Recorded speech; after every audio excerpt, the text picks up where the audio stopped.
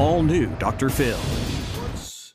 What's your point of view here, and what do you think people need to be alerted to?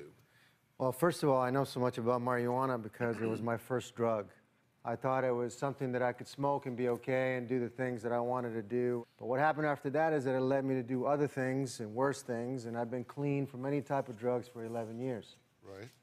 Now, recently, my daughter was very distressed. She was scared to talk about her mom having 60-some plants growing in the garage that she was able to see, and also she was smelling a lot of marijuana in the house, and she knew that it was bad.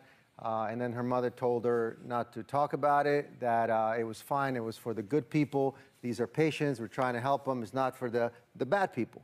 But do you think it's appropriate for a 10-year-old child to know about the good stuff and the bad stuff, and then one day that child is going to turn out to be a teenager and going up to the mom and say, you know what, you've been telling me it's good for me, so give me some, because I want to smoke some too, because I can't sleep at night and my back is hurting or whatever. Right. And you disagree? I absolutely and completely disagree. I think this is really a custody issue versus a medical marijuana issue.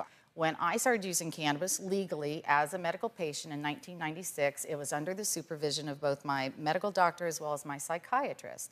And they were the ones that recommended it to me over taking 80 milligrams of Prozac a day, Xanax, Halcyon, and so forth. So for me, it worked better as an alternative to opiates. And I was able to get off of all pharmaceuticals. Okay, but he's not debating that. What I hear him saying is exposing children to this at a young age and creating confusion in them or over accessibility to them predisposes a comfort level with starting that drug, which could be a problem with other drugs and later in life. Am I getting you? Absolutely, doctor, absolutely. Okay. What she's trying to say, I understand, because she's all for the marijuana, and I'm okay. I'm for the responsible adult use of cannabis, so you think, medical cannabis, with a license as a patient, not for people with addiction. So would you smoke it with a 10-year-old child? Absolutely not, but I will tell you, when my children came home... Would you smoke it in the next room and then bring it over here? Could I finish my sentence, please?